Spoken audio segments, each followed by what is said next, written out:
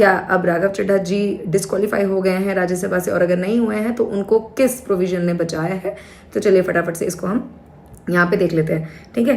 तो सबसे पहले आप यहाँ पे इसको एक चीज़ ये देख के चलिए समझिए कि आपके पास सबसे पहले है कि ये 52nd कॉन्स्टिट्यूशनल अमेंडमेंट से आपका स्टार्ट हुआ था, ठीक है।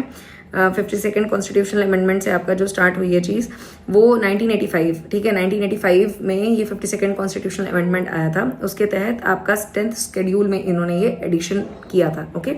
देन उसके बाद आपका पॉलिटिकल आपका जो डिफेक्शंस जो भी हो रही थी, ठीक है, उनको कर्व डाउन करने के लिए ये एक मोटिव था जो आया था in order to protect the stability of the elected governments.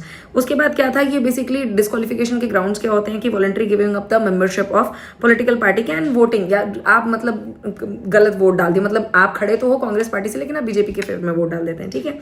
अब ये इंडिपेंडेंट मेंबर्स तो डिस्क्वालीफाई कर दिए जाते हैं if they join any political party after election, and nominated members can join a party within 6 months after the defection leads to disqualification, okay.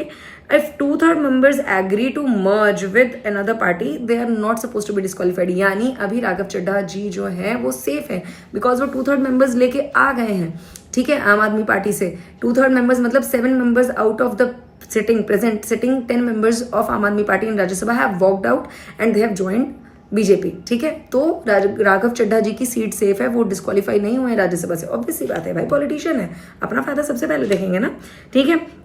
एक चीज इसमें जो इंपॉर्टेंट है कि जुडिशियल रिव्यू अलाउ हुआ था 1992 में किहोटो होलोहन केस के द्वारा, ठीक है, ये बहुत इंपॉर्टेंट है। एंड आर्टिकल्स आप याद करिए इसमें 102, ठीक है, 2 आर्टिकल एंड 191, ठीक है, 2 आर्टिकल, इन दोनों से आपका बहुत इंपॉर्टेंट कनेक्शन है इसका, तो ये प्लीज याद रखिएगा, ठीक है।